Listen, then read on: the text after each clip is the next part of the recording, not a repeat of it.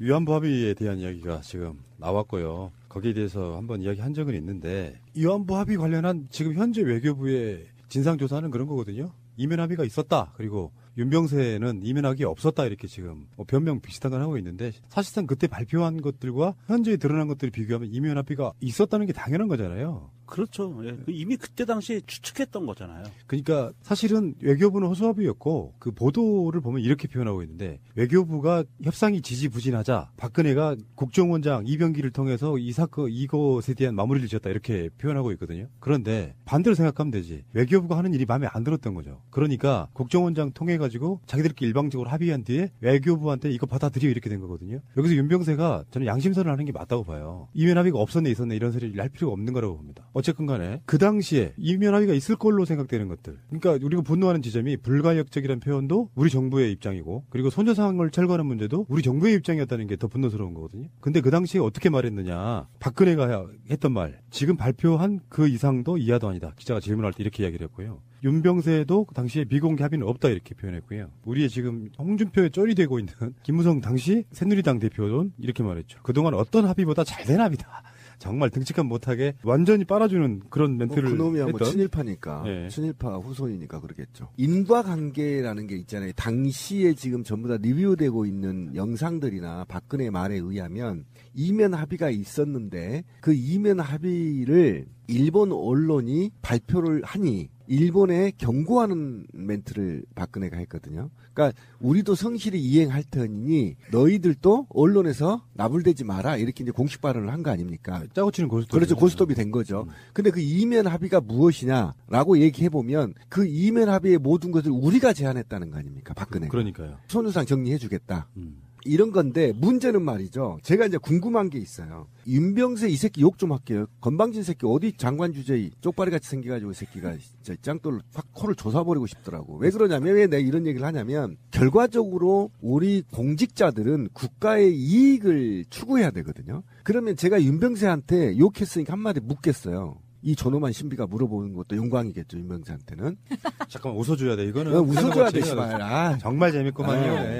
존나 재밌지. 근데 한일 위안부 협상 중에 대차 대조표를 따졌을 때 무엇을 얻어왔냐는 거예요. 이 역사적인 숙제. 그러면 이명박은 박근혜보다 멍청해서, 노무현 대통령은 박근혜보다 멍청해서, 김대중 대통령은 박근혜보다 멍청해서, 노태우는 박근혜보다 멍청해서 한일 위안부 협상을 안 해줬겠어요?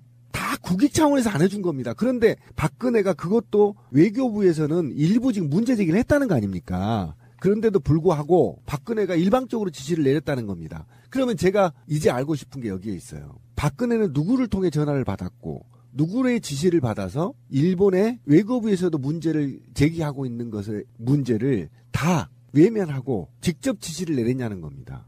무엇이 일본한테 약점을 잡혔길래. 맞아요. 그 부분이 이상. 이 부분이 지금 밝혀지지 않는 유일한 겁니다.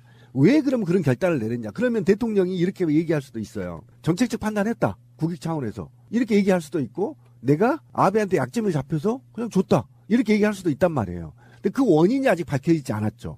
그 원인이 밝혀져야만 이 문제가 해결될 가능성이 있다라는 겁니다. 정책적 판단을 하려면 공무원답게 절차를 지켜서 정책적 판단을 정책으로 밀어붙였어야 돼요. 절차를 지켰어야죠. 절차도 지키지 않았잖아요. 그리고 신비님이 말씀하신 대로 이건 글쎄요. 제가 보기엔 아베한테 약점을 잡혔다기보다는 오바마한테 오히려 약점을 잡혀서 오바마의 하수인 역할을 한 거 아닌가. 그래서 일본과 같이 한미일 군사 정보를 교환하고 미국의 영원한 노예 국가화를 만들기 위한 하나의 정치적 판단으로 해서 군사적 판단으로 대한민국이 일본 밑으로 끌려 들어가게 만드는 거 아닌가 저는 그렇게 생각을 하거든요. 그러니까 이제 그거는 이제 일반적인 우리들의 평이잖아요. 사드 배치라든지 위안부 합의라든지 이런 것들이 한미일 군사 동맹 요 관점에서 시행됐다라고 요즘에 제가 느끼는 게 석연치가 않아요. 그걸로 다 설명이 안 되고 이해가 안 돼. 예를 들어서 제대로 된 한 국가의 대통령이라면 최근에 문재인 대통령처럼 하면 돼요.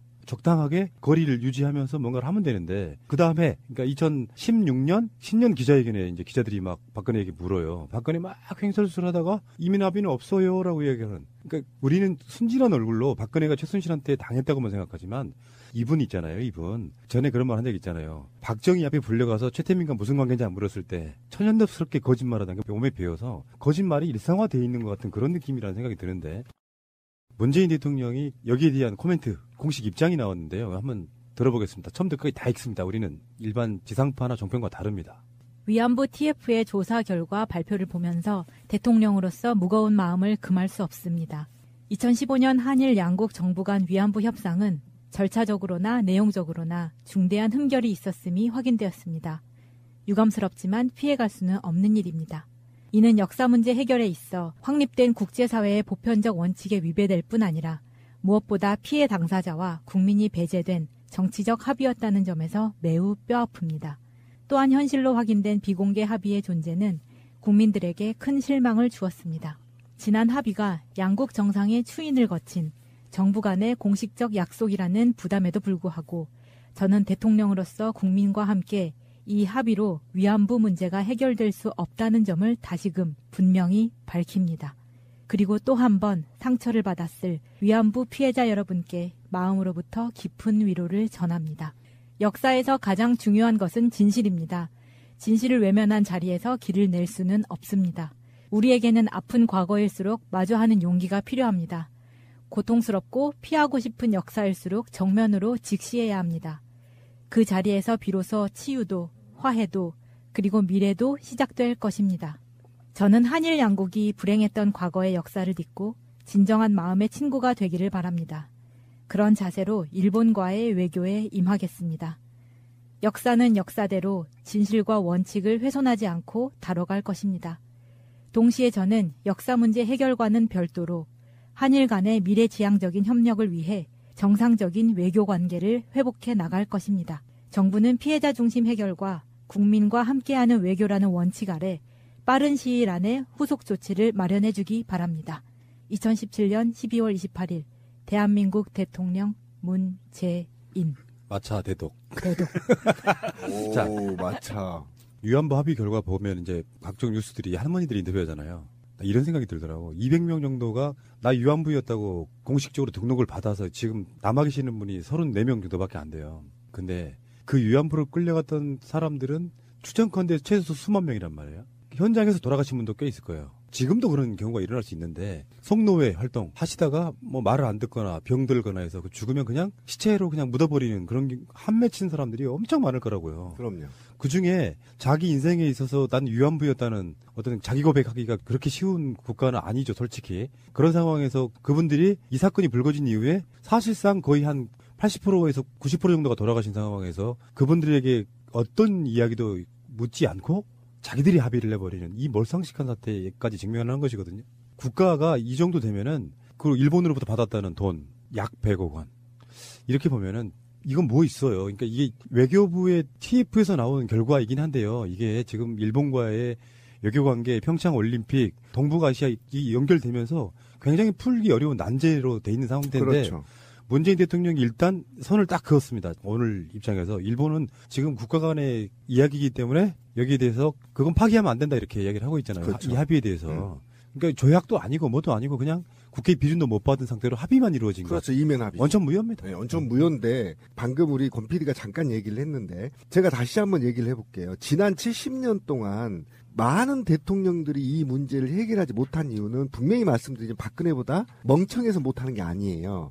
왜 그러냐면 일본이 2차 대전을 일으켜서 동북아에 엄청난 상처를 주고 이것도 모자라서 노예제를 만들어서 어쨌든 이거를 일본군을 위안했잖아요. 근데 이게 전쟁의 참혹함을 얘기하는 것인데 문제는 조선만 있는 게 아니에요. 조선도 있고 인도도 있고 필리핀도 있고 중국도 있고 네덜란드도 있어요. 이 많은 피해국들이 우리보다 멍청한 국가에서 지금 해결을 안 합니까? 합의를? 그게 아니란 말이에요. 이 인류가 끊임없이 일본한테 가해국들한테 이것을 끊임없이 책임을 물어야 돼. 후대 1대 2대 3대 5대 4대까지. 그래서 나중에는 지겨워서 전쟁을 못하게끔 인류의 역사로 남겨야 되는 인류의 숙제란 말이에요. 그런데 어디 건방지게 국회 인준도 없고 피해자들한테 동의도 못 받고 이렇게 되면 나중에 중국하고 필리핀 피해자들은 어떻게 할 겁니까? 그럼 한국하고 똑같이 일본이 시도하겠죠. 더 나아가 이게 용인이 될 경우 어떤 일이 벌어지냐면 한국이 베트남에서 가해한 건 어떻게 할 겁니까? 나중에 손해배상 들어오겠죠. 이건 범인류적인 문제를 왜 자기들 약점 잡혀가지고 전화 한 방으로 이걸 해결하냐는 겁니다. 그리고 그때 기억나시죠? 굉장히 긴박하게 지들끼리 막 무슨 뭐 작전하듯이 막 협상하고 협의하고 그리고 자기가 무슨 박근혜가 뭐간데 자기가 손해상을 철거하라 마라 그거를 일본한테 약속을 해줘. 그 당시에 윤병세가 이제 논란이 되니까 새누리당 의원총회에 참석을 해서 상황을 설명해요. 그때 그걸 듣고 우리의 딸랑이 무쩔 김무성이 했던 말을 끝으로 이 이야기를 마치겠습니다. 그동안에 어떤 합의보다 잘된 합의라고 본다. 일본 정부에서 돈을 낸다고 했기 때문에 이건 법적 책임을 진다는 것이고 역대 일본 총리보다 제일 확실하고 강한 어조로 사죄했다. 소녀상 철거를 전제로 일본 측으로부터 돈을 받았다는 언론 보도에 대해 우리는 그렇게 생각하지 않는다. 조금 전에 외교부 장관이 한 말을 들으니 충분히 이해가 되고 모두가 다 만족할 수는 없는 일이다. 충분히 이해가 된답니다. 이야기 들었더니. 김무성도 지금 한마디 해야겠죠? 알겠습니다.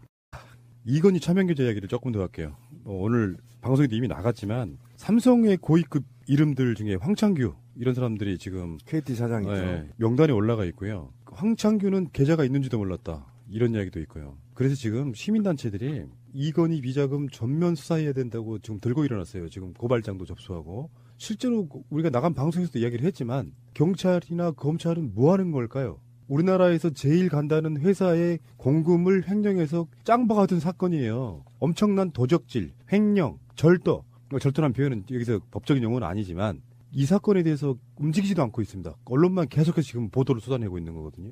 이게 대한민국에서 있었던 기업들의 기업 문화에 대해서 하나 말씀을 드릴게요. 이거는 뭐 짚고 넘어가야 됩니다. 이거는 삼성만의 문제는 아니었고 모든 기업들의 대기업들의 문제였는데 지금까지 그러는지는 모르겠습니다. 과거에 임원급으로 올라가게 되잖아요. 임원뿐이 아니에요. 차장, 부장급으로 올라가게 되면 본인의 신분증과 인감도장을 회사에 제출합니다. 그러면 그것으로 통장을 만드는 거예요, 회사에서.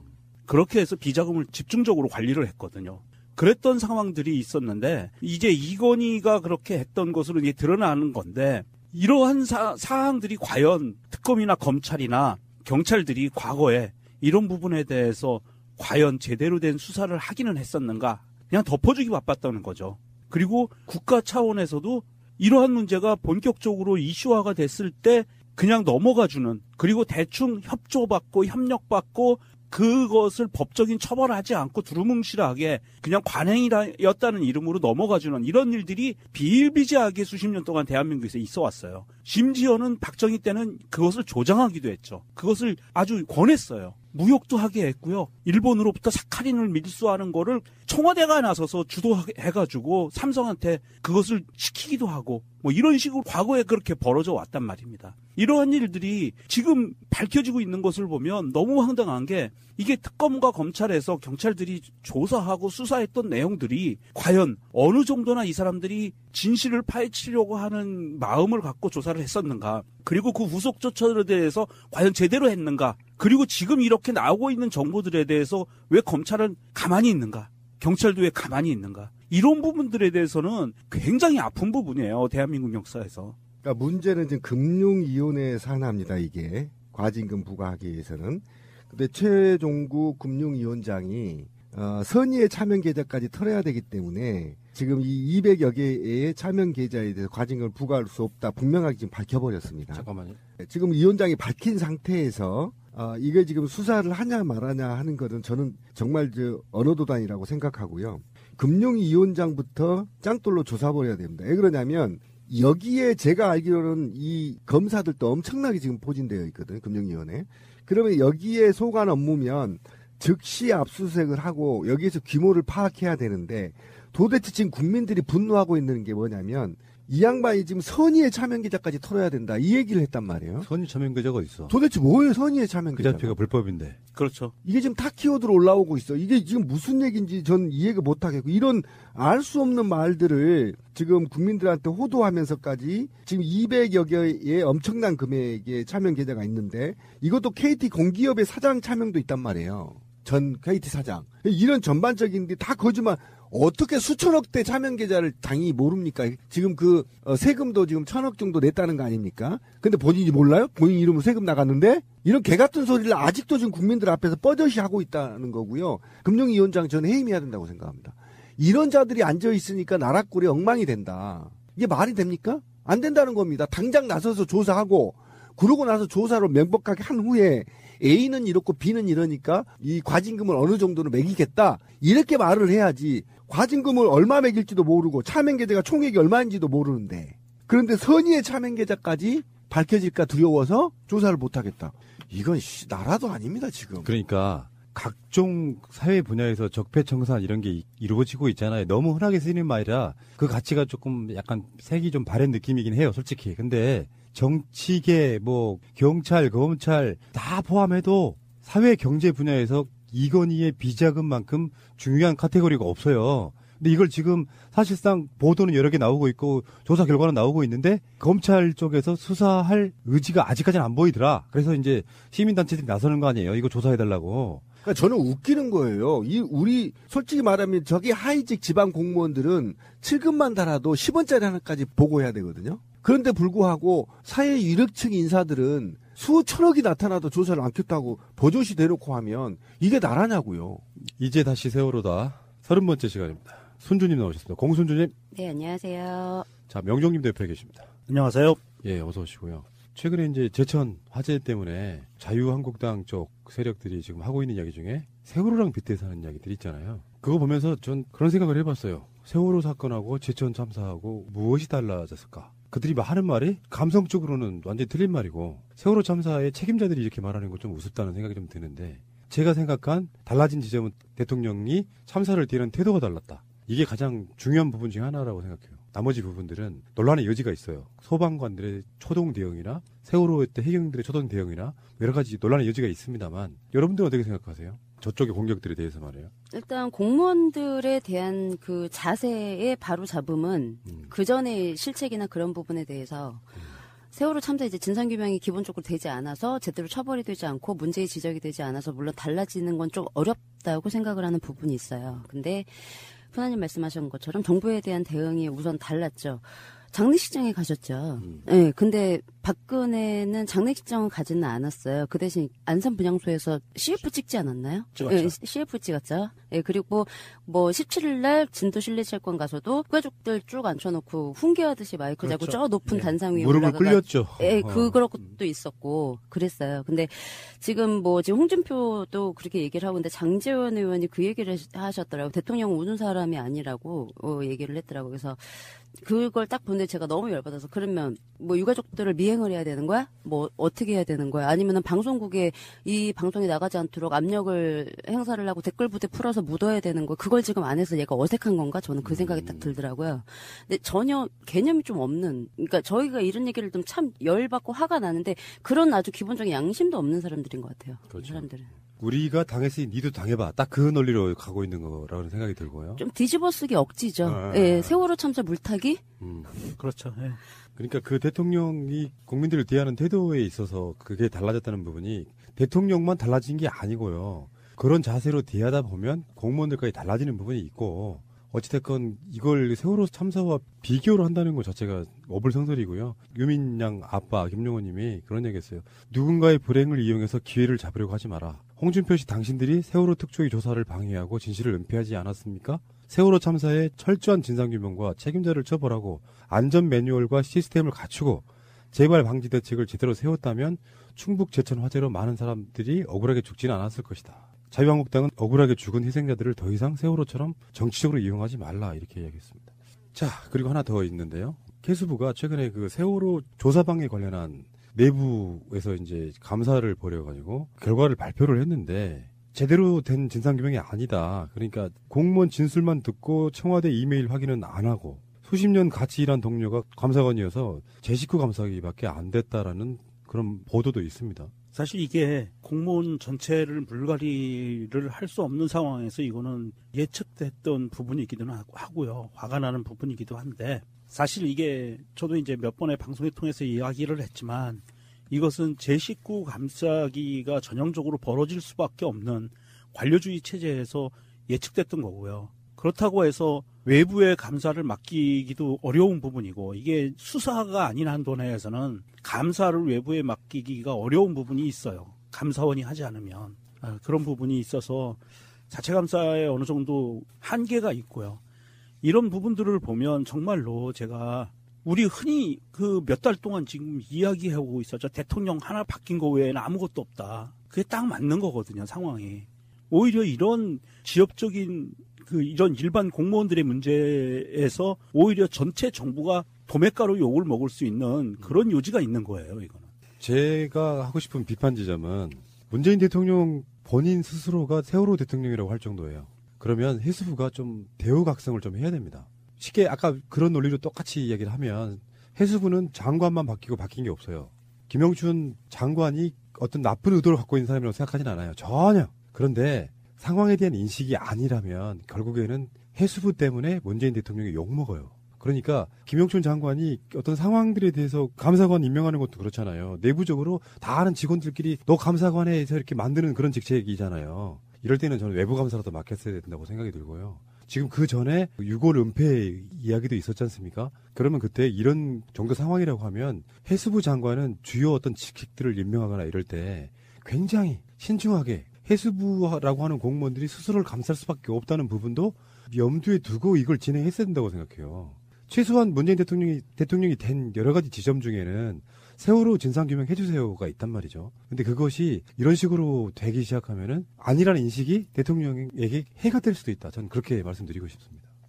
저는 이 기사 보고 신기했던 게 9월 18일 날 세월호 특조위 진상규명 그 태스크포스라고 해서 이게 생겼네요, 해수부에. 근데 그 전에 국정 그 감사에서 김영춘 해수부 장관이 세월호 관련돼서 그 비공개적으로 조사하고 있다라고 이제 그 얘기를 한 적이 있어요, 국정조사장에서.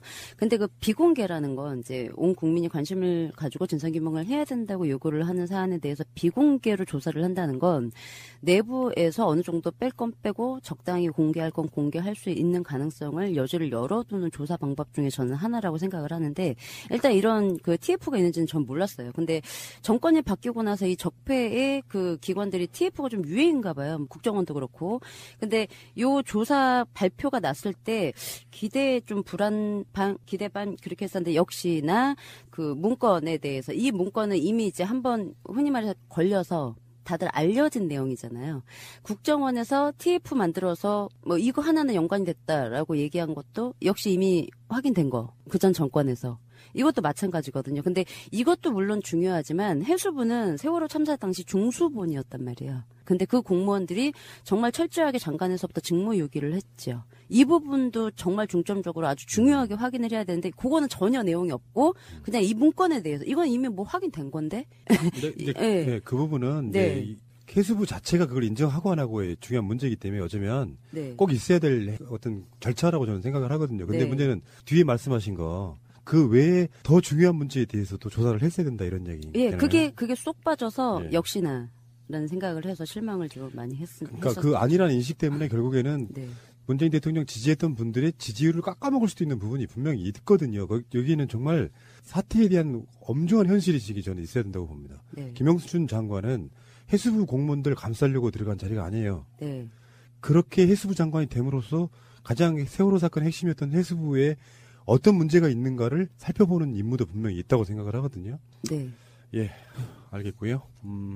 공무원들이 잘해야 되는데 공무원들의 그 관료주의 그것들이 갖는 폐해, 이분들이 직접적인 범인이 아니라고 할지라도 이런 기회에 스스로를 반성할 수 있는 그 모든 것들이 나와줘야 나중에 똑같은 일이 발생하지 않는다는 부분에 있어가지고 감싸기란 말 자체가 굉장히 부도덕한 용어라는 것을 한번 생각해 보시기 바랍니다. 자, 굉장히 늘어지고 있긴 한데 그래도 중요해요. 제가 지난 그 해군에 관련된 방송을 몇 개를 다시 한번 들어봤어요. 편집할 때는 흐름이랄까 맥을 좀 잘못 짚을 때가 있거든요. 집중하다 보면 단어나 이런 거에 집중하다 보면. 근데 전반적으로 훑어봤을 때 해군이 갖는 이 세월호 참사에 있어서 책임성, 이것은 해경과 못지 않구나라는 그런 생각이 들었었거든요. 그래서 제목도 그렇게 나왔어요. 해경만큼의 책임을 갖고 있는 해군은 왜 조사하지 않았는가? 이게 핵심 아닙니까? 네. 자, 오늘 주로 해주실 이야기는 뭡니까? 예, 오늘도 이제 지난 방송에서 이제 이어서 제가 규정에 대해서 이제 해군이 어떻게 대응을 했어야 되는지 말씀을 좀 드릴 건데요. 지난 방송에 그 해군 투입된 인원수를 설명을 한번 드린 적이 있어요. 근데 요거를 조금 더 리얼하게 추가 설명을 드려야겠다 싶어서, 그때 왜 제가 뭐 38명, 131명, 79명 뭐 이렇게 투입이 됐다고 얘기를 드렸잖아요. 근데 이게 다 잠수한 인원이 아니에요. 제가 그 추가 설명을 안 드렸더라고요. 그래서 잠수한 인원은 16일 날이에요. 그 45명 중에서 37명은 지원을 했고요. 잠수는 4명만 했어요. 16일 날 당일날. 그리고 17일 날은 131명이 지원을 한 인원이에요. 그리고 잠수는 2명. 17일 날 2명 했어요. 잠수를. 그리고 그 18일 날은 79명은 지원을 했고요. 실제 잠수를 했던 인원은 10명 정도 됩니다. 얘네들이 뭘 했는지는 솔직히 모르겠습니다. 저는. 그리고 19일 날까지 하면 지원 인원이 116명이고요. 잠수 인원은 10명. 잠수를 했습니다. 그러니까 전에 제가 말씀드렸던 100 몇 명이 다 잠수를 한 게 아니라는 거. 그거는 좀 말씀을 드려야 될 것 같아서. 그래서 세월호 침몰 직후 72시간 골든타임에 요렇게 잠수를 했다는 거죠. 이게 잠수를 했다고, 왜냐하면 제가 어떤 걸 했는지 알겠지만 거의 다 강조류로 상승 다 그렇게 말씀을 드렸잖아요. 그러니까 말 그대로 잠수를 한 겁니다. 이거는. 예, 인명구조 활동을 한 게 아니고, 예, 그렇게 해서 좀 정정을 해서 말씀을 드려야 될 것 같아서 좀 말씀을 드렸고요. 정광근 잠수사님이 저희 그 세월호 1차 청문회 때 진술을 하신 내용이 있어요. 고 김관홍 잠수사님하고 그 내용을 좀 간략하게 좀 설명을 몇 가지 드리면, 정광근 잠수사님께서 17일 날에 이제 세월호 침몰 현장에 도착해서 이제 구조 활동을 시작을 하셨는데, 16일 날 그 해군이 가이드라인을 하나 맸다고 엄청 자랑을 하잖아요. 하얀색 하나. 예, 근데 그 가이드라인 어디다 맸는지 자기는 이제 도착을 했을 때 어떤 거를 사용했는지 확인이 안 돼서 잘 모르겠다고 말씀을 하신 게 있어요. 그래서 가이드라인이 워낙 많이 엉켜 있어서 그걸 좀 제거하느라고 시간이 좀 오래 걸렸다라고 얘기를 하셨고, 그 최인숙 위원이 세월호가 물 위에 떠 있을 때 사건 당일인 16일에 조타실이나 선실 입구 쪽에 밧줄 하나 던져서 가이드라인을 설치해야겠다는 생각조차 못한 해경이나 해군의 원인이 어디 있다고 보시냐고 물어봤어요. 그러니까 정광훈 잠수사님께서 저도 이해를 못하겠다고. 고속정을 이용해서 격실 뭐 몇 층이다 이런 거로 확인하고 자기네들 들어갈 때 알려만 줬어도 시간이 굉장히 절약이 됐을 거라고 얘기를 하세요. 민간 잠수사가 실제 도착해서 잠수를 하는데 연결되어 있는 가이드라인도 하나도 제대로 없었고, 어디를 뭐 수색을 했는데 아니면 어디까지 진입을 했었는데라는 얘기도 전혀 없었다는 얘기죠. 설명 자체가 없었다고 지금 얘기를 하는 거예요. 그래서 그런 거를 저희한테만 알려줬어도 시간이 많이 절약될 수 있었다고 진술을 한 게 있고, 그 교대 작업을 한 게 있어요. 그러니까 이게 어떤 거냐면, 최일숙 의원이 그래요. 고 김관홍 잠수사님께 1일에 4회까지 입수하셨다고 하셨죠. 이거 물어봐요. 그러니까 김관홍 잠수사님께서 그렇다고. 그러니까 이 최일숙 의원이 같은 조를 잡아준 해군이나 해경의 경우에는 어떻게 했냐고, 그 사람들도 1일에 4번 정도 입수했냐고. 그러니까 김관홍 잠수사님께서 해경은 제 기억으로는 3에서 40명 정도가 3교대로 삼천 구함에서 왔다 갔다 했고, 저희는 24명이 그때 25분이라고 말씀하시죠. 순수 이제 민간 잠수사분, 요분은 리베로에서 했다고. 그래서 그네들이 3교대로 움직였기 때문에 저희처럼 그렇게 길게 하진 않았다고. 그러니까 최일숙 의원이 그럼 하루에 3팀 정도가 로테이션으로 했다는 거냐고. 그러니까 김관우 장사님께서 로테이션 된 인원이 한 150명 정도 왔다 갔다 했는데 3교대로 한 30명씩 왔다 갔다. 최일숙 의원이 그 말은 30명이 한 팀 1일 1회밖에 입수하지 않았다는 얘기네요. 라고 물어보니까 그렇다고. 그리고 최일숙 의원께서 3교대 투입이 30명 교대 없이 사고 그 기간 내내, 수색 기간 내내 그렇게 투입이 됐냐고. 그러니까 아니라고. 그들은 나름대로 휴가도 가고 그 안에서 또 이렇게 150명에서 또 다른 사람들이 또 와서 계속 로테이션, 그러니까 휴가 가는 사람 빼고 이제 그 자리 차지하고 이제 그렇게 진행이 됐었다고. 그러니까 어느 기간 정도의 텀으로 로테이션 됐는지 아냐고. 그러니까 보름 정도로 사람이 바뀌었다는 거죠. 해군, 해경, 요 잠수하는 사람들이. 그래서 3교대로 그 사람들이 보름 정도 로테이션 하면서 3교대로 했다는 거죠. 그러니까 그렇다고 말씀을 하셨어요. 그러니까 해군의 교대 내용을 이제 말씀을 여기서 뭐 정확히 말씀 안 하시는데 크게 해경과 다를 거는 이제 없다라고 이제 얘기를 하세요. 그 정광근 잠수사님께서 말씀하신 게 어떤 거냐면, 금호바지선이 19일 날 이제 설치가 됐어요. 금호바지선 자체도 컨테이너를 갖다 놓고 잠자리가 마련된 게 아니었고, 일반 갑판 위에서 쇼트 입고 자거나 모프 하나 덮고 잠을 자고, 그 당시 하루 정조 시간에 4번 있었는데 4번 다 작업했다고. 예, 4번 다 이제 민간 잠수사들 잠수를 했고, 그 당시 잠수 인원이 민간 잠수사들이 총 7명이 있었다고 하네요. 7명이서 교대로 계속 해왔다고. 이 얘기는 금호바지선이 설치가 된 19일, 20일은 해경 잠수 없었다는 얘기예요. 제가 보기엔. 요 민간 잠수도 7명에서 계속 해왔다고. 자기도 기존의 잠수 경력이 19년 정도 됐는데 잠수병이 한 번도 걸린 적이 없었는데 19일, 20일은 무리해서 잠수병 걸려가지고 평택함 해군 쪽에서 챔버 이용하셨다고 말씀하신 게 있어요. 근데 이 챔버도 역시 해경이나 해군이 이걸 이용할 수 있도록 해준 게 아니고 요 민간 잠수사분께서 챔버 좀 이용하겠다고 요청을 해서 가셨어요.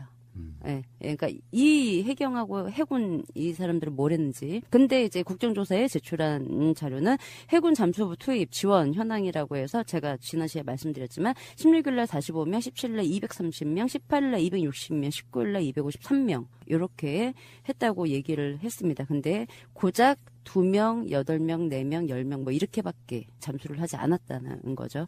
근데 그 리베로호가 그 오고 나서부터 해군도 SSU 그 표면공급식 장수 장비 있잖아요. 그거 리베로 오면서부터 그거 사용하기 시작했고 해경도 리베로 도착하면서부터 리베로 위에 해경이 상주할 수 있는 컨테이너 놓고 그때부터 작업을 하기 시작했다는 거죠. 세월호 침몰하고 7일의 일주일이 지난 다음부터.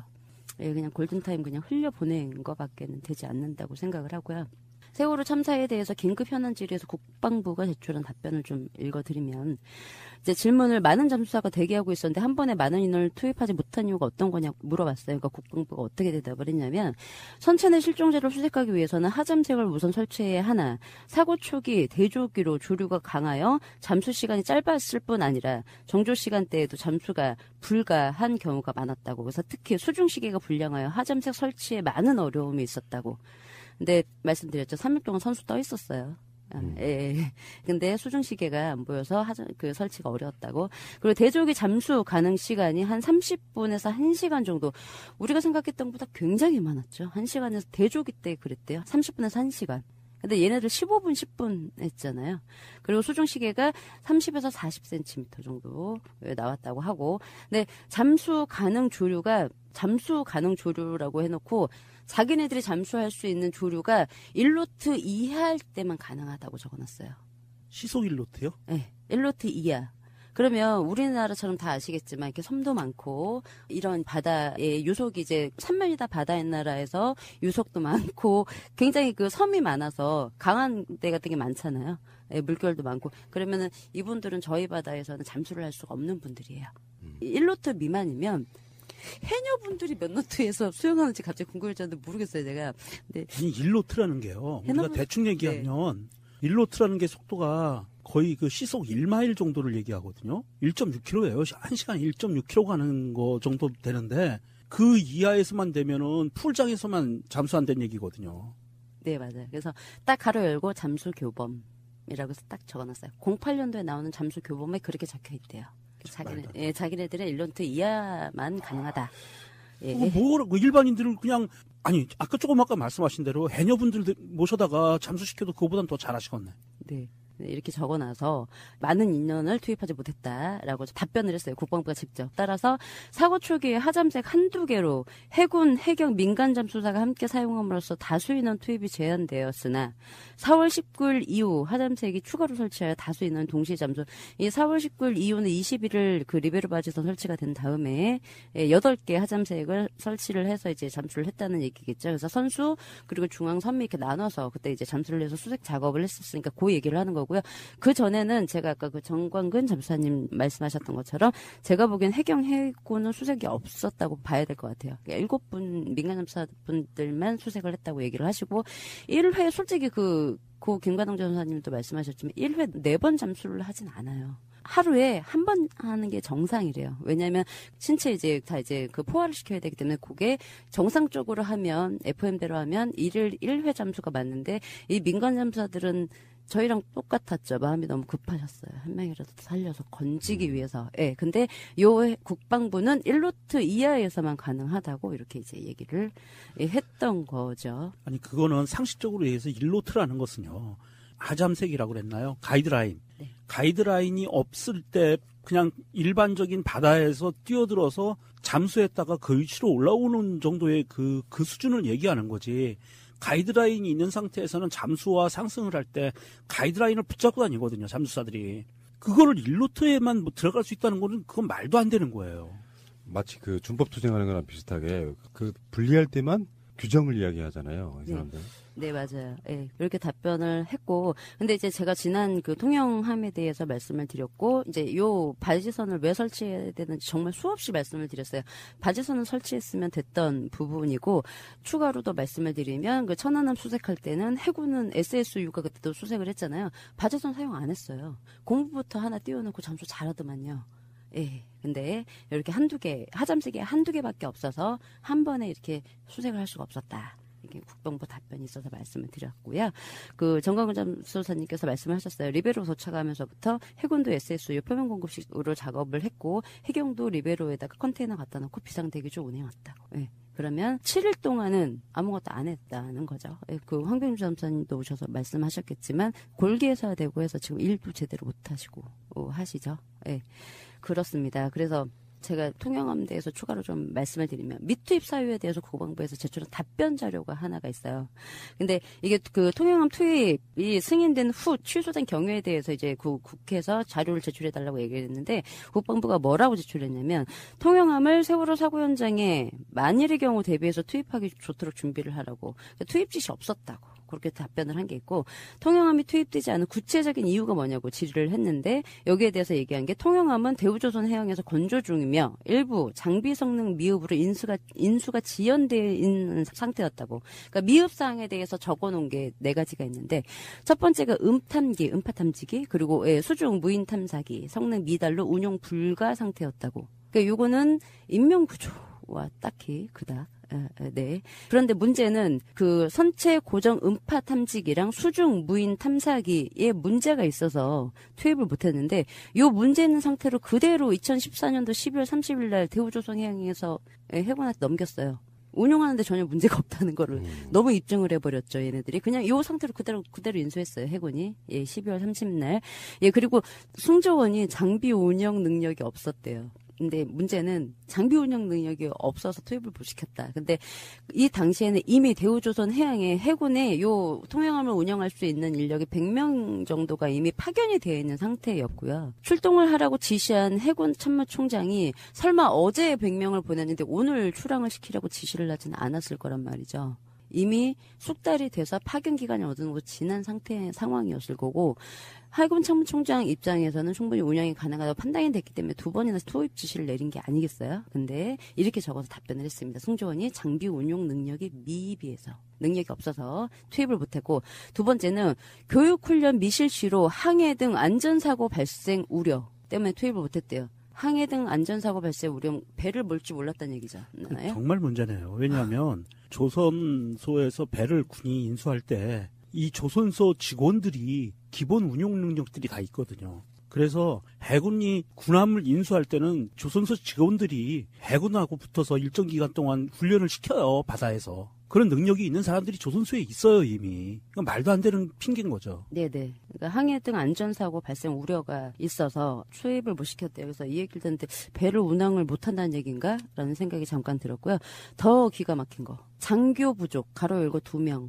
장교가 2명이 없었대요. 그리고 수병이 30명이 있었는데 함정 근무 경력이 없어서 못 보냈대요. 네, 그렇게 적어놨습니다.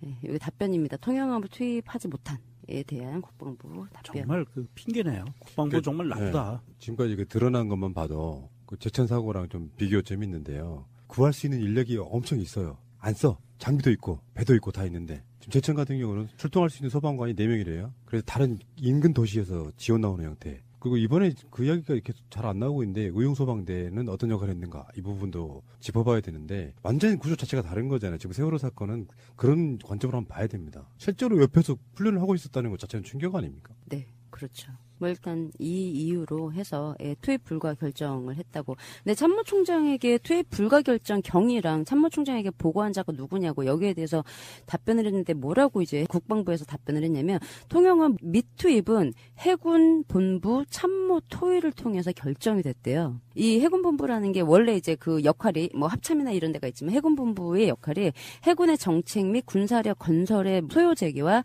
해군의 편성 교육 훈련 인사 뭐 군수 동원 예비 뭐 이런 거에 운영에 관한 사항을 이제 총괄을 하는 게 해군 본부인데 여기 이제 그 참모들이 토의를 해서 뭐 통역은 필요 없겠다 해서 안 보내도 되겠다라고 토의를 했다고 이제 해서 그것 때문에 투입을 안 했다는데 문제는 통역합이 1차가 10시에 투입 지시가 있었고 11시에 투입 지시가 있었잖아요. 그럼 요 사이에는 투입하지 말자는 토의가 없었다는 얘기잖아요. 그죠? 세월호 침몰하기 전에 투입하라는 해군 참모총장의 지시가 유효했다는 얘기죠.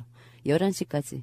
근데 이거를 참모들이 모여서 못 보내. 뭉갰다는 거죠. 그러니까 이게 얼마나 웃기는 거냐면 참모총장이 거듭되는 지시에도 불구하고 참모들이 쫄병들이 그 참모총장을 보좌해야 될 보좌관들이 뭉개대는 거예요. 반대해서 안 했다는 거예요. 그러면 이거는 항명이죠. 국내 항명이에요. 참모총장의 적절한 지시를 참모들이 반대하고 안 했다는 거는 명령체계가 손상된 거예요. 그거를 참모들의 의견을 받아들이면 항명이 안 되는 건데 그렇죠. 사실상의 항명이다 이렇게 표현하는 게 맞을 것 그렇죠. 같아요. 사실상의 항명인 거죠. 이거는 명령체계가 무너져버린 거죠. 근데 그게 가능할까요? 군대에서? 불가능하죠. 그러니까 이게 너무 핑계가 저열해요. 저는 이런 답변을 볼 때마다 너무 분노를 금치 못하겠어요. 너무 국민들을 어떻게 보는 걸까? 얘네들은. 개돼지로 보는 거예요. 네, 그래서 너무 저는 303행의 죽음 플러스 우리 그 한국의 국민들을 어떻게 보길래 국방부 도대체 무슨 존재길래 이런 답변을 아무렇지도 않게 내놓을까라는 생각에 참 분노스럽고요. 항상. 예, 그리고 나서 이제 답변을 또 한 게 있지요. 예, 군은 그 16일 날 9시 3분에 전남도청 119 상황실로부터 최초 상황 접수를 받고 9시 4분에 삼함대 고속정, 구조할 수 없는 고속정, 긴급 출항을 조치를 하는 등 적극적으로 구조 활동을 실시하였음이라고 답변을 제출한 게 있습니다. 적극적으로. 네. 그리고 이제 제가 이제 지난 시간에 말씀드렸던 그 해군 작정사령부 재난구조 전력 그 운영 얘기 중에서 이런 게 있어요. 의무반을 이제 편성해서 운영하면서 상부 지휘에 의거해서 재난구조 당직하면 편대 편성해서 조치를 하도록, 그러니까 의무반 자체를 편성해서 운영을 하도록 현장에서 그런 이제 규정이 있었는데 얘네들이 이제 국정조사에 제출한 자료는 그래요. 민간 뭐 군 잠수사 건강 및 안전 관리를 했다고, 그러니까 민간 잠수사들 안전 관리를 해줬다는 거죠. 그래서 해군 군의관 장교 뭐 독도함 상주에서 뭐 군의관 임무 수행을 지휘를 했고 민간조사 잠수 전후 건강 체크 그리고 안전 수칙 준수 등 안전사고 뭐 방지 대책을 이행을 실제 했다고 해서 6월달 7월달쯤에 이제 국정조사를 했으니까 그때까지 군의관 한 70명 정도를 투입을 실제 현장에서 민간 잠수사들을 도와줬다고 건강 체크를 했다고. 근데 이제 문제는 뭐냐면 요 건강 체크를 하기 시작한 게 그 공문이 내려간 게 해군 본부에서 5월 14일이에요. 한 달 됐네요. 한 달. 5월 14일 왜 내려간지 아세요? 5월 6일날 이광욱 점사님 사망했어요. 그전에 제가 전에 말씀드렸었잖아요. 이 코 뚫어주는 2,000원짜리 약품도 제대로 배치가 안 돼 있어서 이거 좀 사달라고 민간 잠수사들이 요구를 하셨는데 그럼 네가 갖다 써라 라고 언론에서 얘기를 했다고 했잖아요. 이 독도함도 그 보남 리처드함처럼 병원 못지않게 독도함에 수술실까지 있다고요. 그 정도로 의료시설이 잘 되어 있는 배였는데 민간 잠수사들은 이 시설 전혀 이용하지 못했고 군에서 군의관조차 제대로 지원을 해주지 않았어요. 챔버도 물론 마찬가지고. 그래서 잠수사가 요청을 해야 챔버를 지원해야 될 정도로. 그래서 5월 6일에 이광욱 잠수사님이 사망을 하고 이제 문제가 이제 되니 5월 14일 날이 돼서야 바지선에 가서 군의관 상주시켜서 좀 도와라라고 지시가 내려갔다는 사실. 근데 이렇게 참 뻔뻔하게 제출을 했습니다. 의료 지원 열심히 자기들이 했다고. 예, 근데 제가 아까도 잠깐 말씀을 드렸지만 지금 세월호에 참여하셨던 민간 잠수사분들은 요 잠수업계에 세월호 잠수사라는 낙인이 찍혀 있어서 이분들이 오면 일을 주지 마라. 라는 은연중에 그런 게 있대요. 왜냐하면은 몸이 골개사가 되고 이제 몸이 아프신 분들이 이미 다 공개가 됐기 때문에 이 사람들 혹시 일 시키다가 문제 생기면 그 업주가 책임을 져야 되기 때문에 면접을 보러 와도 일을 딸 수도 없고 몸이 너무 안 좋거나 하시는 분들은 다 아시겠지만 뭐 다른 일을 하시거나 실제 이제 일을 못 하시는 분들 많고 그나마 일을 하시는 분들은 세월호 잠수사라는 게 낙인 찍혀서. 근데 이 정광근 잠수사님이 그 말씀을 하세요. 잠수사는 의사가 필요 없다고 챔버만 제대로 대주면 자기네들 그것만 제대로 해서 해주면 된다고 얘기를 하셨는데 챔버도 제대로 금호 바지선 너무 작았기 때문에 챔버가 없었어요. 근데 그 주위에는 이미 챔버도 있었다는 거죠. 지원도 전혀 안 해줬고 그래서 지금 뭐 아시다시피 일도 제대로 못하신 아주 어려운 상황이었죠. 이런 상황인데 제가 아까 읽어드렸겠지만 해경해군은 3교대로 보름에 한 번씩 휴가도 가면서 그렇게 지금 또 건강하게 뭐 공무원이시겠죠? 다들? 네, 그렇습니다. 지금 그런 상황이고요. 그래서 제가 이제 지난주에 말씀드렸던 방송 이어서 좀 말씀을 드릴게요. 해군작전사령부 재난규정, 전력 예교에 대해서 이어서 좀 말씀을 드리면 각 함대 사령관이 작전 직할 단장이 업무가 어떤 게 있는지 좀 말씀을 드리면 각 함대 사령관은 본 규정에 따라서 재난구조 당직한 편대를 지정 운영하고 당직한 편대 변경 시 작정사령관에게 보고를 해야 된대요. 근데 요거는 함대 사령관이 필요에 따라서 별도 세부 규정을 운영할 수 있다고 되어 있어요. 당시 3함대 사령관이 임종철 사령관이거든요. 그러면 임종철 사령관 임의로 재난 상황에 따라서 얼마든지 능동적으로 대응할 수 있도록 규정이 되어 있다는 사실이 있고요. 인명 출동조 운영에 따라서 상황 발생 시 해작사 작전 시 제가 전에 시간에 말씀드렸지만 오전 대장이 SSU 12명 1개조를 항상 비상 대기토로 하는데 인명구조 출동에 있어서 헬기나 뭐 함정 탑승토로 조치를 해야 되는 작전사 지시가 있어야 운행이 된다는 규정이 있어요. 문제는 삼함대에서 처음에 연락을 받았고 작전사로 연락을 했는데 이 지시가 제가 지난 시간에도 말씀드렸지만 40분 후에 출동하라는 지시가 내려왔다는 거죠. 그래서 요번은 좀 문제가 있는 거고 더 웃긴 거는 그 헬기가 그때 왜 제가 교신 703호기 교신 읽어드렸지만 그 9시 40분에 떠서 침몰현장에 10시 1분에 도착한 링스 헬기가 호이스트가 없어서 인명구조 못한다고 얘기했었잖아요. 근데 재난구조 항공기 비상대기 헬기를 운영하며 비상대기 헬기는 인명구조 산불지나 임무수행이 가능하도록 호이스트 및 범비버켓 이게 이제 뭐냐면 불이 났을 때 물 담는. 바구니, 그 장비를 상시 관리 유지하도록 돼 있어요 규정에. 범비버켓은 물 닿는 거, 호이스트는 사람 끌어올리는 거, 이거를 상시 운영하도록 돼 있다는 거죠. 근데 그거를 딱 놓고 갔죠. 링스 헬기는. 그래서 현장에 가서 그러잖아요. 링스 없다고 호이스트. 그래서 인명구조 할 수 없다고. 참. 왜 거기에 링스 헬기가 갔죠? 근데 그 인명 구조용 헬기가 갔어야지. 링스 헬기는 그 임무를 맡는 기본적으로 인명 구조가 전투 헬기죠.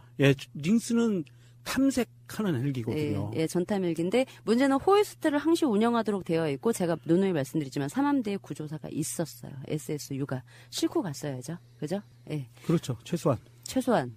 제가 그거를 좀 말씀 계속 드리고 있습니다. 그렇습니다. 그래서 이렇게 해서 그 전력 예규를 보면 이렇게 대응을 하도록 되어 있고 해군 재난관리 규정이라는 게 또 있어요. 이거는 참 읽기도 참 모호한데 목적이 국민의 생명과 재산을 보호하기 위한 군 기본 임무 수행 차원의 능동적인 대민 지원 활동에 필요한 사항을 규정함을 목적으로 한다라고 되어 있습니다. 그리고 정의의 6조의 북항에 보면 긴급 구조란 재난이 발생할 그 우려가 현저하거나 재난이 발생할 때 국민의 생명, 신체 및 재산의 보호를 위하여 신속히 수행하여야 할 인명구조, 응급조치 그 밖에 필요한 모든 긴급조치를 말한다라고 되어 있고요.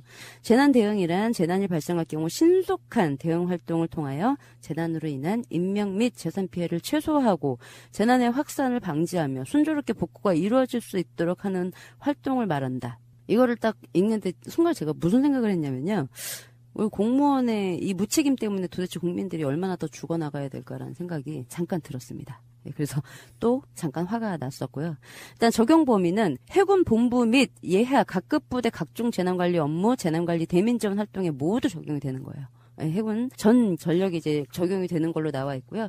이건 뭐 각 공보실이나 정보와 기획실, 뭐 구수참모실 이런 까지는 굳이 뭐 말씀을 드릴 필요는 없을 것 같고 제가 이제 지난 시간에 말씀을 잠깐 이제 드렸는데 여기에 그 재난 감시를 할 수 있는 규정이 나와 있어요. 일단 그 재난 상황실 설치 운영을 하도록 되어 있는 게 이게 단계별로 다른데 세월호 침몰 당시에는 해수부에서 심각 수준의 위기 경보를 이제 발령을 했기 때문에 국방부에도 그렇고 이제 상황실 재난 상황실도 설치해서 운영을 해야 되는 그런 규정이 있었습니다. 근데 도대체 뭘 했는지는 모르겠어요. 그러니까 설치를 9시 30분에 했대요. 국방부에서. 재난상황실을 설치 운영을 했다는데 일단 저는 못 봤습니다. 뭐 브리핑을 한 것도 아니고 몰라요. 전혀 모르겠어요. 국방부 당일날 브리핑한 거 없었거든요. 전 모르겠어요. 실제 운영을 했는지. 일단 그랬다고 제출은 했습니다. 35분에. 그랬고요. 그 다음에 그 재난 상황 접수 및 전파가 있어요. 3기능에. 당연히 재난이 발생하면 상황을 전파를 하고 접수를 해야겠죠. 근데 세월호 국정조사에 국방부가 제출한 내용을 좀 보면 9시 3분에 전남도청 119 상황실로부터 상암대로 최초로 이제 시간을 좀 염두를 해두셔야 돼요. 그러니까 청와대에서 발견된 보고서 8시 35분경 사고 발생 이거 염두에 두시고 들어주셔야 돼요. 그러니까 얘네들이 제출한 자료입니다. 이거는 이 시간이 아니고 이 시간이 아니라는 게 저는 그렇다고 생각하는데 일단 그렇습니다. 그래서 9시 3분에 처음 알았고 9시 7분에 상황 요 보고를 상암대에서 해작사로 전달을 했어요. 7분에. 그리고 15분에 해작사에서 합참으로 그리고 27분에 합참에서 장관 보고 김관진이 27분에 보고받았다고 뻥쳤다고 전에 말씀드렸잖아요. 27분에 보고를 받았답니다. 근데 전파는 둘째치고 뭐 재난 상황에 대해서 제대로 파악조차 못하고 있었다고 얘네들은 웃기고 있으니까 그게 참 답답한 거죠. 그러니까 25분이 상황이 발생되고 24분 만에 얘네들이 얘기하는 거 보면 22분 만에 전달이 됐네요. 장관한테. 예, 그렇습니다. 그리고 그 재난 상황 관리 통제 같은 경우에는 세월호 참사 당시 해군이 재난 상황에 대해서 관리한 게 없어서 예, 요거는 제가 말씀드릴 게 없습니다. 그리고 그 외에 이제 중요하게 말씀을 드려야 될 게 18조는 제가 전 시간에 말씀드렸어요. 재난감시 활동 교육하도록 되어 있고 상시 재난이 발생했는지 여부를 감시하도록 되어 있는 게 해군의 기본 임무 중에 하나다. 예, 그리고 재난이 발생된 걸 확인이 됐다면 기본적으로 신속하게 초동 조치 그리고 상황 전파가 기본 임무라는 거 제가 지난 시간에 말씀드렸고요. 그다음에 21조의 초동 조치라는 게 있어요. 그래서 해본 예하 그 각 부대장은 관할구역 안에서 재난이 발생하였거나 발생할 우려가 있을 때에는 지체 없이 다음과 같은 사용할 조치를 취해야 된다라고 되어 있어요. 가가 경보 발령하고 상황 보고 및 전파 제가 아까 말씀드렸죠. 상황하고 보고 전파했던 시간 그리고 긴급 구조 및 질서 유지를 위한 조치 없었죠. 긴급 구조 말씀드렸지만 SSU 출동을 9시 44분에 예, 시켰습니다. 예, 그래서 구조 세력 투입 시간을 보면 제가 구조대만 좀 도착 시간을 좀 말씀을 드릴게요. 구조대 도착 시간이 SSU가 그 14명이 10시 51분에 헬기를 타서 12시 4분에 침몰 현장에 도착했고 9명이 11시 11분에 출동해서 12시 20분 그리고 요 독도함이 SSU만 39명, 저녁 11시 40분에 도착을 한 게 있고 UDT 같은 경우 7명, 12시 55분에 출동해서 오후 2시 20분에 도착했고 그다음에 15명이 2시 2분에 출동해서 3시 13분에 그리고 문제는 삼함대에 있었던 SSU 5명 10시 31분에 출동해서 배 타고 보냈죠. 헬기 말고. 그래서 12시 44분에 도착을 했습니다. 물론 해군은 구조자 0명이죠. 그런데 이 사람들이 다 요 SSU UDT 애들이 다 진해에서 떴어요. 저는 그 훈련이 있었던데 분명히 있었던 인원이 있을 거라고 생각을 하는데 일단 국방부에서는 모두 진해에서 출발을 했다고 발표를 했습니다. 야, 배로 오는 거죠? 네, 배로. 엄청 오래 걸리는 건데. 그러니까 진해에서 뜬 애들은 헬기. 그리고 제일 가까이에 삼함대에 있었던 SSU는 배로. 네. 참 아이러니하죠. 그러네요. 네, 배로. 그리고 헬기로 뛰어보내서도 다 1시간 넘게 걸리는 거리에 있는 애들은 헬기로. 예, 그렇습니다. 전 시간에 말씀드렸지만 UH 뭐 60세대, HH 47 뭐 한 대 이렇게 엄청난 UDT 100명 뭐 SSU 이렇게 수백 명의 잠수가 있다고 참 적어놓긴 했으나 실제 제가 말씀드렸던 거는 2명 잠수하고 4명 잠수하고 10명 잠수하고 그랬다는 거. 이게 그 재난관리 대응 매뉴얼의 매뉴얼 규정대로 네. 움직였다고 서류가 돼 있는 거죠. 사실은 그렇게 인원이 움직인 게 아니고 그렇죠. 문책이 두려우니까 그렇죠. 매뉴얼대로 했다라고 얘기하는데 정말 웃기는 게 뭐냐 하면은요. 저는요. 약간 논지가 벗어날 수도 있는데 지금 해군에 대한 문제잖아요. 해군 재난 대응 관리 시스템에 대한 문제인데 네. 정말 웃기는 게 우리가 해군 참모총장한테 누가 그러면 하지 말라고 그랬어 라고 그동안 의문이 있었는데 보니까 참모들이 그랬던 거야? 라고 밖에 지금 결론이 안 나잖아요. 참모들이 뺀치는 거야. 그러는데 국가에 이런 어마어마한 사람들이 죽어가는 재난이 벌어지면은 국방부 자체가요. 긴급 구조 지원 시스템이 있어요. 이 법령으로 돼 있어요. 이 법령으로 돼 있는데 정말 웃기는 게 뭔지 아세요? 재난구조부대의 운영 및 관리에 관해서는 육군 참모총장이 대장이에요. 우리 그동안 국방부 장관까지 간 육군 참모총장은 빠져 있었죠. 그러니까 이 육군 참모총장이라는 타이틀이 세월호 관련해서 한 번도 안 나왔다는 건 뭐냐 하면 긴급 구조 지원의 지시가 아예 없었다는 거예요. 그래서 그런 기구가 만들어진 역사가 없었다는 거예요. 군 차원에서. 긴급구조 지원의 대장은 육군 참모총장이었거든요. 법적으로. 다 아시겠지만 육군 참모총장은 둘째치고 김관진 이름 들어보셨어요? 그렇지. 그러니까 네. 김관진까지 보고가 올라가고 쌩깐 거네요. 제가 20몇 분 동안에 보고는 올라갔는데 네. 거기서부터 그냥 쌩까진 거죠. 재난대책본부를 만들었다고 하는데 세월호 침몰 당일날 국방부 브리핑한 거 보셨어요? 없었죠. 네, 저는 저만 기억이 없나요? 지금까지도 없었어요. 없었지. 지금 단 한 번도 없었어요. 예, 맞아요. 네, 단 한 번도 없었습니다. 그러니까 이 대책본부가 정말 있었는지 또 의문이고. 서류상으로만 있었던 거예요. 네, 예, 의문이고. 근데 이 사람들이 항상 얘기하는 게 그거예요. 우리는 협력기관이니 해경이 협력을 요청을 하면 인력 보내주고 지원 보내줘야 된다라고 지금까지 얘기를 하고 있죠. 그리고 우리는 해경의 지휘를 받아야 된다. 근데 이제 문제는 순환구호법을 항상 얘네들이 얘기해요. 재난안전관리법과 순환구호법을 얘기하는데 그 부분을 좀 말씀을 드릴게요. 그 순환구호법에 제5조 보면 중앙구조본부 등의 설치라고 있어요. 이게 중앙구조본부, 광역구조본부, 지역구조본부의 장은 순환구에 필요한 순환구호 협력기관, 이 협력기관이 국방부가 들어갑니다. 협력기관의 공조체제를 유지하기 위해서 관계기관 단체의 장에게 소속 직원의 파견을 요청할 수 있고, 이 경우 요청을 받은 기관, 단체의 장은 특별한 사유가 없는 한 이에 응해야 된다라고 규정이 되어 있고요. 그 순환구호법 14조에 순환구호 협력기관과의 협조 등이라는 규정에 1항이 순환구호 협력기관의 장은 순환구호 활동을 위하여 구조본부장 또는 소방관서장으로부터 필요한 지원과 요청이 있을 경우 이에 적극 협력해야 된다라고 돼 있어요. 그리고 재난안전 관련 기본법 같은 경우 3조 같은 경우 정의에 긴급구조기관이라고 하면 소방방재청, 그리고 본부 소방서, 그리고 해양에서 발생할 경우에는 해양경찰청, 지방해양경찰청, 해양경찰서라고 해서 되어 있고, 긴급구조지원기관이 8항에 긴급구조에 필요한 인력, 시설, 장비, 운영체계 등 긴급구조 능력을 보유한 기관이나 단체로서 대통령으로 정하는 기관과 단체를 말한다라고 돼 있어요. 여기에 보면 재난안전관리기본법 시행령에 긴급 4조, 긴급구조 지원기관 1항이 미래창조부, 교육부, 국방부, 산업통상지원부, 보건복지부 이렇게 쭉 나열이 되어 있습니다. 그러니까 요 내용을 보고 얘네들은 우리는 지원기관이다, 주기관이 아니다라고 지금 얘기를 하고 있는 거고요. 재난안전관리기본법 57조에 보면 그 항공기 등 조난사고 시에 긴급구조 등이라고 해서 3항에 국방부 장관은 항공기나 선박의 조난사고가 발생하면 관계 법령에 따라서 긴급구조 업무에 책임이 있는 기관의 긴급구조 활동에 대한 군의 지원을 신속하게 할 수 있도록 다음 각호의 조치를 취한다라고 돼 있어요. 이게 탐색구조본부 현장에서 이제 실질적으로 구조 운영을 하는 그 탐색구조본부를 설치 운영을 해야 되고, 탐색구조 부대의 지정 또는 출동 대기태세를 유지해야 되고, 조난 항공기에 대해서 관한 정보를 서로 이제 공유를 해야 되고 제공을 해야 되고 이제 이런 게 있습니다. 근데 이제 문제는 얘네들이 지금 긴급구조 기관이 해경이고 본청하고, 그러면 지금 세월호 참사 같은 경우에는 서해청과 목포서가 긴급구조 기관이 되는 거예요. 그래서 얘네들이 국방부한테 나 좀 도와줘라고 요청을 하면 지원을 해야 된다라는 법이 지금 되어 있는 거잖아요.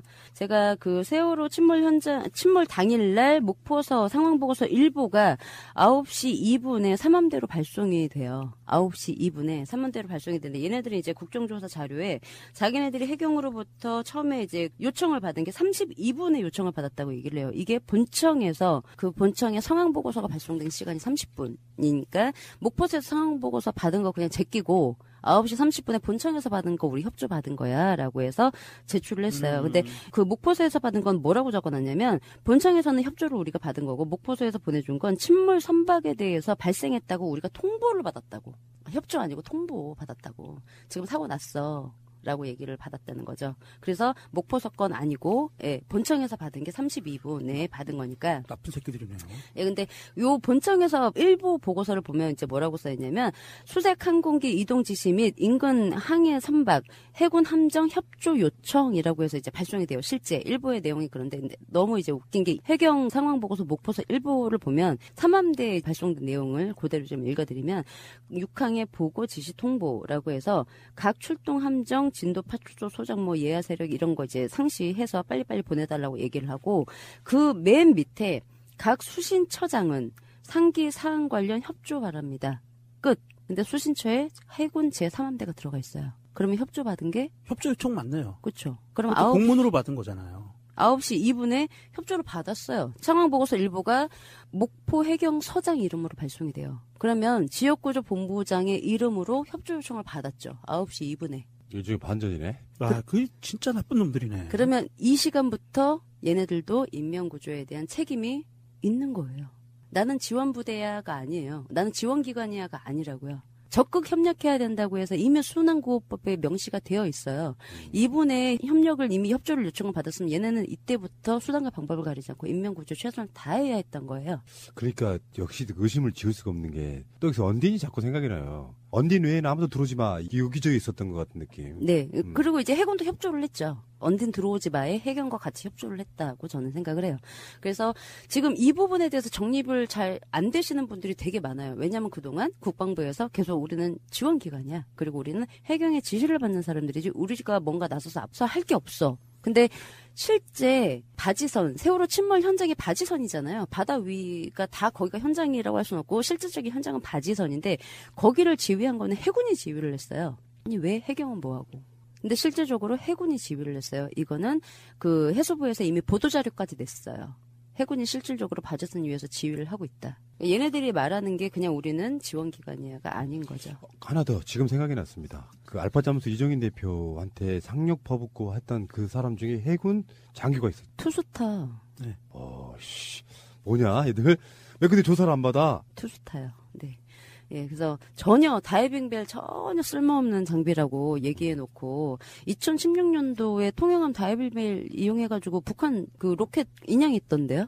예, 그 기사 있더라고요. 그러면서 굉장히 이렇게 강조를 했어요. 그 유속이 강하고 그러면서 그 여기서 쓴다고. 쓰면 안 된다고 던 거를 왜 그러니까 일루트 이상 되면 들어가지 않는다며. 그냥 추정을 한번 해보면 다 알잖아 누구나 다. 다이빙벨이 들어가서는 안 되는 이유가 있었어. 아니 그럼 천안함 때는 왜 들어갔는데 일루트 이상 됐는데 들어가면 안 되는 거였잖아요. 네, 그래서 일단 요 법에 대해서 그래서 잘 사람들이 그래요. 군대니까 특수성이 있고 그리고 해경이 주관 기관이고 국방부는 지원 기관이 얘네들한테 딱히 어떤 부분에 대한 책임을 물어야 될지 아직도 모르시는 분들이 너무 많아요. 근데 예, 말씀을 드렸지만 9시 2분에 이미 협력을 요청을 받았기 때문에 그 시간부터는 얘네들도 구조 책임이 있는 기관이다라고 좀 말씀을 그러네요. 예, 좀 알려드려야 될 것 같아서 말씀드렸습니다. 근데 그 해경이 형식적으로는 구조 요청을 했지만 해군이 못 들어오겠을 가능성도 있는데 거기까지는 우리가 상식적으로 생각할 수 있잖아요. 근데 해군 소장이 뭐 협박하고 이러는 부분은 도저히 상식적으로 이해가 좀 안 되네. 자, 오늘 이야기는 여기까지 하면 되겠습니까? 네. 예. 자, 국가에 있어서 재난 일어나면 안 되지만 아무리 시스템이 잘 된 나라도 재난 사고는 일어납니다. 근데 그 재난 사고를 어떤 식으로 풀고 어떤 식으로 진상 규명을 하고 어떤 식으로 시스템을 정비하느냐에 따라서 재발하고 안 하고의 문제는 분명히 있다고 생각이 들고요. 이 부분에 있어서 지금 최근에 제천 말고도 화재 사건도 많이 나오고 그러는데 세월호 사건에 있어서 확실하게 진상 규명하고 책임자 처벌하고 등등의 것들이 이루어졌다면 저는 그 말이 맞다고 생각해요. 이 사고는 안 일어날 수도 있습니다.